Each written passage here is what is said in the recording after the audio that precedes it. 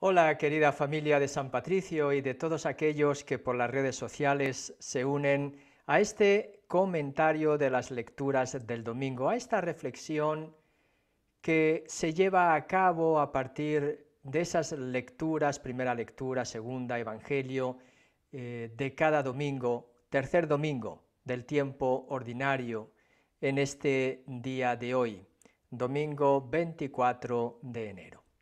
Unas lecturas, como siempre, hermosas, venidas de la palabra de Dios, que iluminan nuestra vida. Y antes de todo, mientras ya vamos viendo también una lucecita en la oscuridad del túnel que se va abriendo gracias pues, a esas vacunas express que se han elaborado en tan poco tiempo. Ojalá que eso vaya siendo, poquito a poco, una apertura también del mundo, una apertura de tantas vidas humanas a la esperanza de iniciar y de volver a iniciar una vida en la normalidad nueva, antigua, de más allá, de más acá, llámenla como quieran.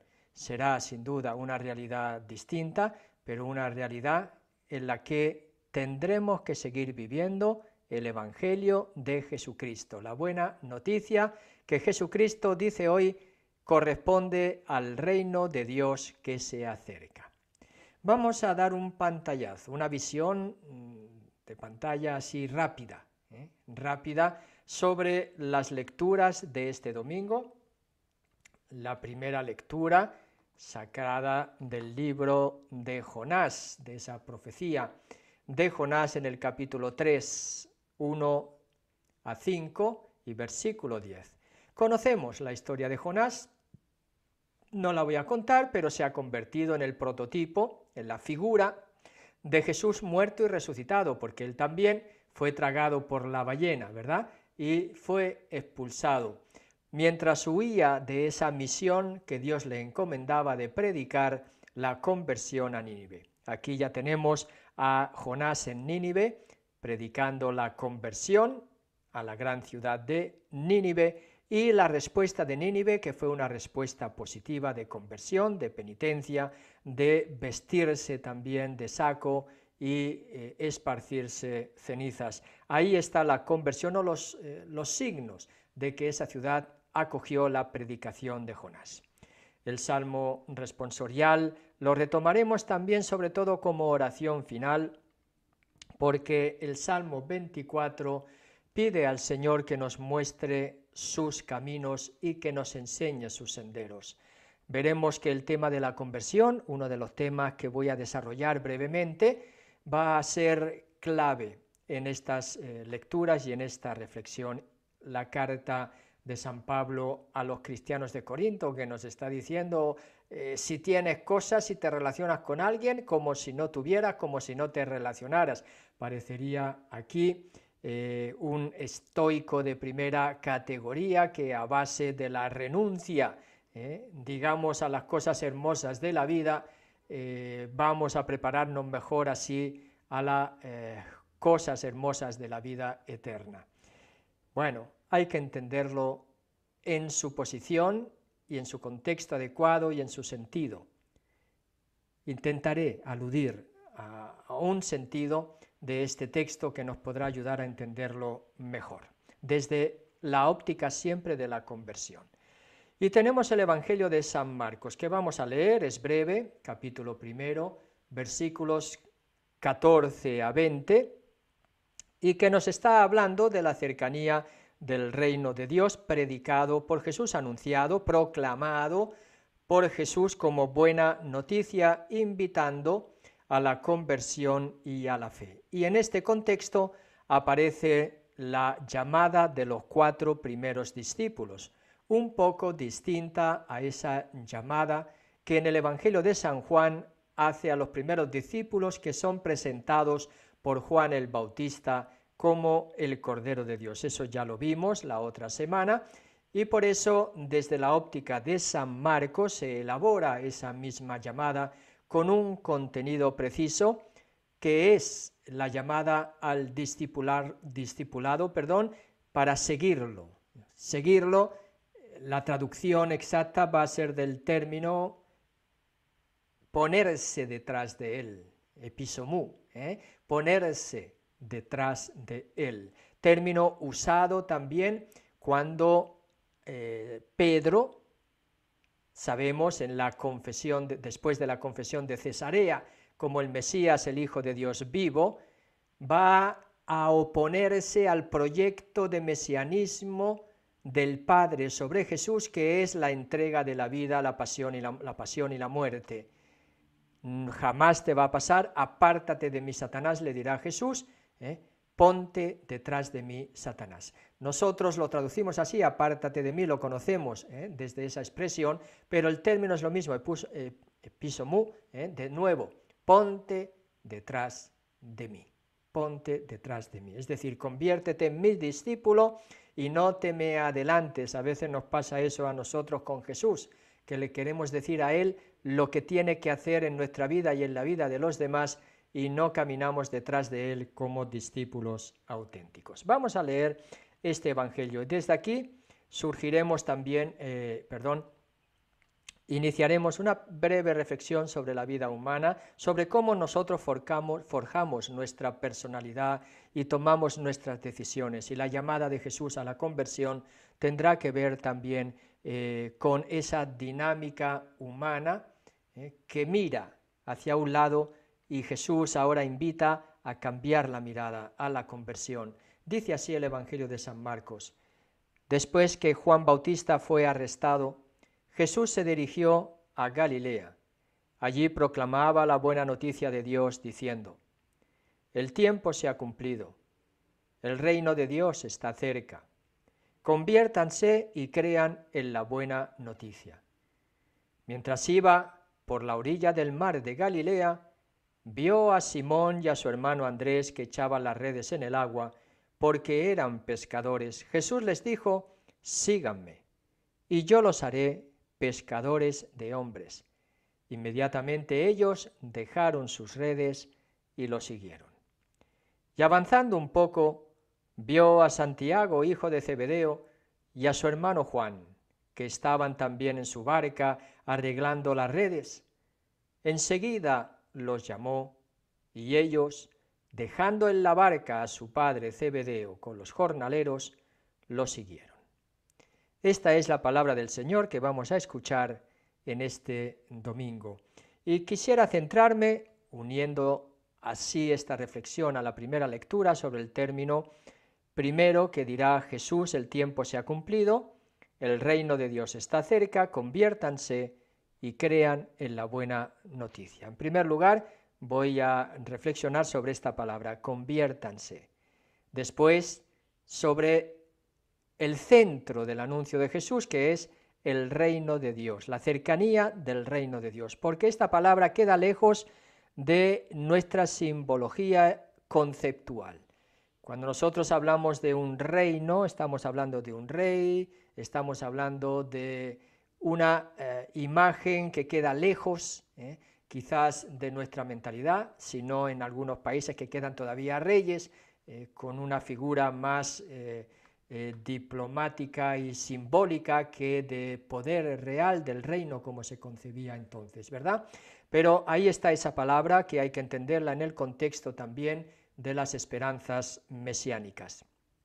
En nuestra vida, y ahí es una reflexión sobre nuestro mundo actual y sobre cómo cada uno de nosotros vamos forjando nuestra identidad. Nuestra identidad se forja a través de lo que nosotros llamamos los sueños, proyectos, deseos que tenemos en la vida. En la vida vamos construyendo necesidades, vamos construyendo un mundo que nos gustaría realizar, un sueño que nos gustaría cumplir, un proyecto que nos gustaría construir.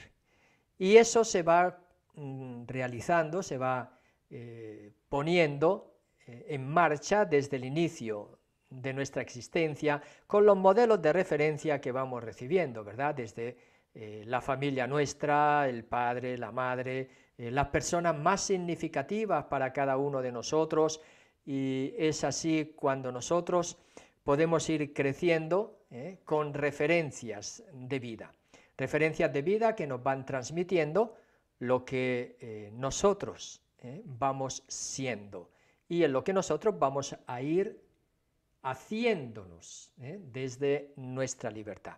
Nuestra sociedad tiene mucha parte en ello, los valores, los amigos, los ambientes que frecuentamos, todo eso nos va dando unos valores, unas referencias, unos modelos en los que nosotros vamos a ir construyendo también nuestro proyecto de vida. Y van surgiendo en nuestro interior también necesidades, deseos, experiencias humanas, relaciones, conocidos, amigos, amigas, todo eso va a ir influyendo en nuestras decisiones importantes y así forjaremos nuestro modelo de familia que deseamos construir, forjaremos nuestro modelo de relaciones, forjaremos nuestra profesión, de qué y cómo nos vamos a ganar la vida y cómo vamos a realizar nuestro proyecto profesional hacia el mundo.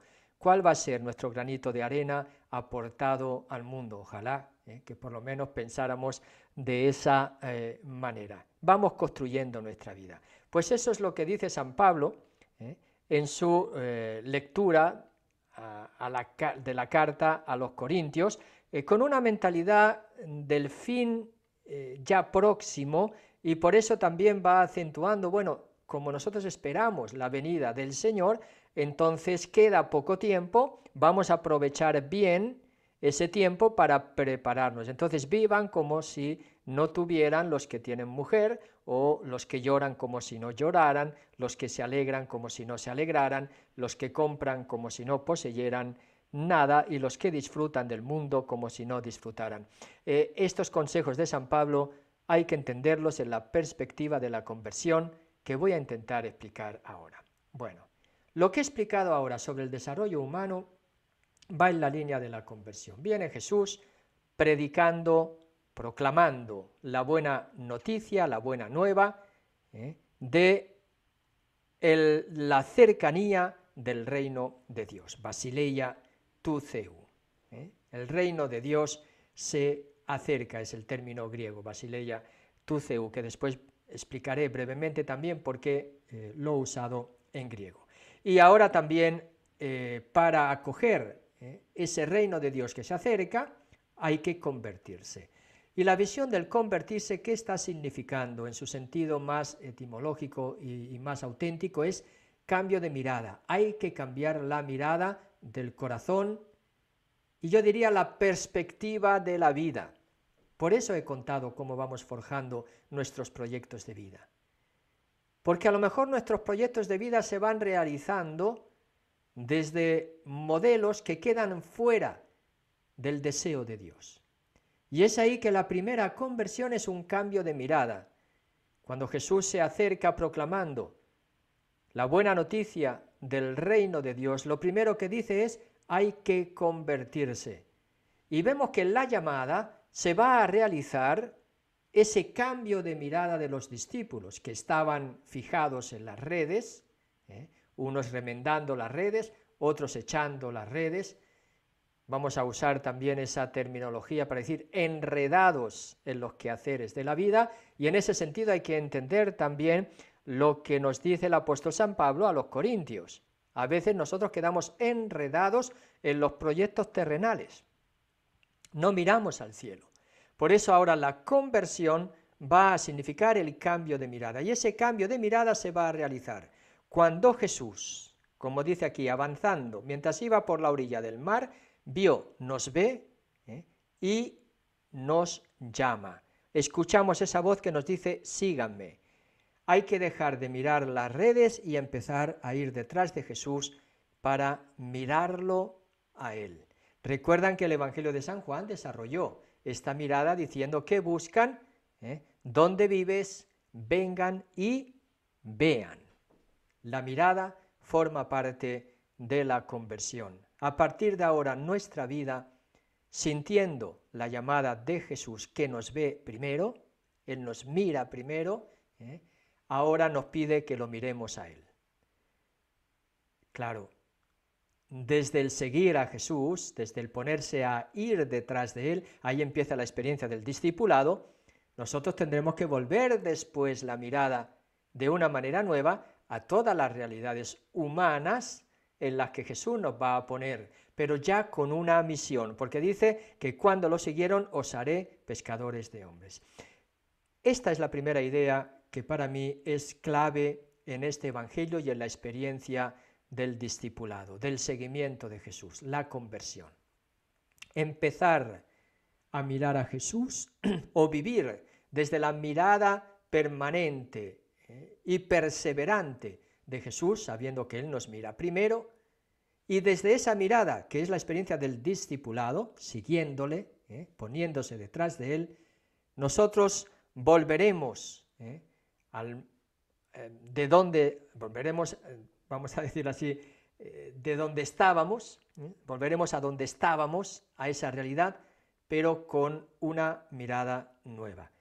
Las familias, ¿verdad? Los padres, las madres, los hijos, los amigos, las profesiones, la vecindad, la comunidad cristiana, todas esas realidades en las que nosotros tenemos que ir también llevando el reinado de Dios. Conversión es cambio de mirada. Cuando Jesús pasa por nuestra vida, nos sigue, a lo mejor estamos enredados en nuestras relaciones, preocupados, con problemas, nuestra familia nos abruma en las obligaciones que conlleva y que comporta, quizás unas veces hay más alegría, otras veces menos, hay momentos más fáciles, momentos más difíciles, pero a veces andamos enredados, mejor por usar esta imagen de las redes, como los primeros discípulos que siguieron a Jesús, que echaban las redes o estaban remendando las redes. Pues hay que dejar nuestros enredos en la vida o nuestras redes para empezar a mirar a Jesús. En otras palabras, es lo que dice San Pablo en la carta a los Corintios. Los que tienen mujer como si no la tuvieran, ¿verdad? O marido como si no lo tuvieran. ¿Qué significa eso? Que tendremos que volver a mirar, los que están casados, ¿verdad? A la mujer, al marido, desde esa mirada de Jesús. Los problemas de la vida, que no tenemos pocos en estos días, pues también tenemos que mirarlos, no con el llanto de la desesperación, sino que primero mirando a Jesús.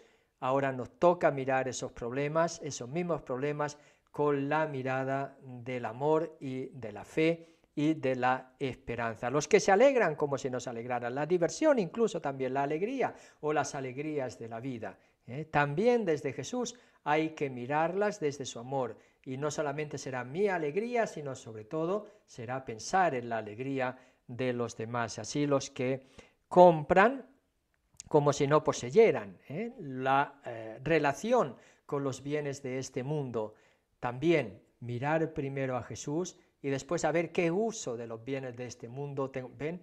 Por ahí ya se va entendiendo. Los que disfrutan el ocio, ¿verdad? La diversión, como si no disfrutaran. También la diversión la tendré que mirar en esa experiencia de seguimiento, de haber dejado las redes. Algunos viven enredados, por eso digo, en las diversiones, ¿verdad? En las alegrías, en los bienes terrenales, se ahogan en las penas y en los dolores o en las preocupaciones. ¿Ven?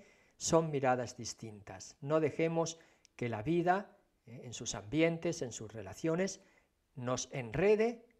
Cambiemos la mirada, conviértanse, porque el reinado de Dios se acerca. Ya casi no tengo mucho tiempo para desarrollar ese reino de Dios, Basileia Tuceu, pero el reinado de Dios, resumiendo, ¿por qué uso la palabra griega? Porque la palabra griega tiene dos connotaciones, que es reinado y reino, que al traducirla nosotros tenemos que optar en nuestras lenguas por uno de los dos, y normalmente se traduce no como reinado de Dios, sino como reino de Dios, aunque creo que sería más apropiado traducir como reinado de Dios. ¿Por qué? Porque en primer lugar, quien se acerca a nuestra vida en la persona de Jesucristo es Dios. Dios es el que viene a nuestra vida con su amor. El reinado es la acción de Dios, es la acción del rey. Es decir, un rey ejerce su reinado sobre un reino. Y eso es lo que indicamos como la acción del rey sobre su reino, que es una acción soberana. Una acción soberana para implantar en la terminología bíblica la justicia de Dios en la justicia humana. Sería el ideal del rey en la Biblia. Sin embargo, cuando nosotros traducimos esta palabra de el reino por el reino de Dios se acerca, esa es la segunda connotación. El reino son aquellos que constituyen o que están bajo el reinado del rey. Por eso, y espero que se entienda bien, cuando Jesús dice el reinado, el reino, la basileia tu Theou, se acerca, nos está diciendo que Dios está viniendo a tu vida. Y la única manera en la que Dios viene a tu vida es con su amor. Nos está diciendo Dios te ama y quiere que tú sientas y quiere que tú acojas su amor que viene a ti. Pero su amor viene a ti de una manera muy concreta, en alguien muy concreto, que es Jesús mismo. Por eso Jesús es el predicador, el proclamador de la buena noticia, del reinado de Dios que se acerca, y a la vez es la presencia de ese reinado de Dios que se acerca a la vida de los seres humanos. Y por eso invita, llama en primer lugar, sígueme, e invita a ponerse detrás de él.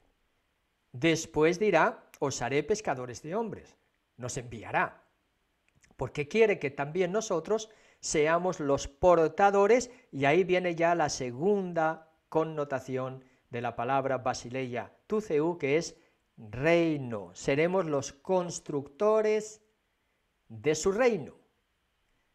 En otras palabras, aquellos que acogemos el reinado de Dios, que viene a nuestra vida, cuando Jesús se acerca a ella, nos llama, y nosotros dejamos todos, respondemos a su amor, poniéndonos detrás de él en la experiencia del discipulado, vamos a convertirnos también en constructores ¿de qué? Del reino de Dios, porque acercaremos también a los demás con nuestra vida su reinado. Eso no será posible, y por eso es un reino del Espíritu, sin el don del Espíritu Santo. Acoger el amor de Dios por medio de Jesucristo va a implicar recibir al Espíritu Santo, que nos va a capacitar para ser pescadores de hombres y así ser constructores de ese reino. Y ahora sí podemos decir reino de Dios. Entonces el reino de Dios está constituido por todas aquellas personas que han acogido su amor, escuchando a Jesús que nos llama a seguirlo, respondiéndole, y que habiéndose decidido a compartir su misión, os haré pescadores de hombres, vamos a recibir su Espíritu, que va a ser presencia del reino de Dios en este mundo. Estaremos llamados a construir su reino. Espero que me haya explicado un poquito. Lo voy a dejar ya aquí porque no quiero alargarme más. Voy a intentar resumir lo que he dicho en pocas palabras. ¿Dónde está? Con preguntas también, ¿verdad? ¿Dónde está nuestra mirada puesta en la vida? Eso está significando desde dónde nosotros construimos nuestros proyectos de vida. ¿Es una mirada terrena o es realmente ya una mirada que expresa esa conversión ya en marcha? Mirando continuamente a Jesús, poniéndonos detrás de Él, siguiéndolo. ¿A quién miramos para elaborar los proyectos de la vida? ¿A nosotros mismos? ¿Sentimientos, deseos, necesidades? ¿A otras personas? ¿Queremos construir o formar parte de algo que han construido otros sin atender al llamado de Dios que me dice sígueme? ¿Me he puesto a seguir a Jesús en mi vida? ¿Estoy enredado en muchas cosas? ¿O realmente he podido dejar las redes, mis preocupaciones, para ser, yo diría, fermento en la masa, grano de mostaza, pequeño, pero que se va a convertir en arbusto, que así lo va a proclamar Jesús, o va a explicar que es el reino de Dios, el más pequeño, primero pequeño. Por otro lado, vamos a pensar si nosotros hemos acogido a Dios en nuestra vida, o realmente al seguir a Jesús nosotros hemos podido decir y podemos decir que el reinado de Dios está presente. No es que se acerca cada día, sino está presente ya en nuestros corazones, porque Dios quiere reinar en nuestros corazones a través de el reinado de Jesús. Él es Cristo Rey. Él es el Rey que se quiere apoderar de nuestro corazón para que nuestro corazón sea portador en el Espíritu Santo de su vida, de su mensaje, de esa proclamación que es buena noticia para todos los seres humanos. Seamos portadores en este tiempo difícil, de crisis, de una pandemia que ojalá ya esté en su periodo final, y estará en su periodo final en la medida en que colaboremos también nosotros y pensemos cada uno no en nosotros mismos, sino en los demás. Como el Papa dice, es un acto ético de amor, el colaborar a que esta pandemia no me afecte, no solamente a mí, sino que no le afecte o intentar que le afecte a las menos personas posibles. Por eso tenemos que construir el reino desde el amor en todas las decisiones que tomemos. También en la de ponernos la vacuna. Tendrá que ser una decisión que viene del amor, de esa mirada puesta en Jesús, que quiere la vida, que ha luchado por la vida, que ha curado las enfermedades y que ahora viene a nuestra vida como la presencia del reinado de Dios que se acerca, como el amor de Dios que quiere llegar a cada uno de nosotros. Hasta pronto, que pasen un feliz domingo lleno de amor y que afinando bien también esos oídos para escuchar la llamada de Dios. A ti también te dice, sígueme. Cuidado, no estés demasiado enredado en las redes de la vida. Hasta pronto.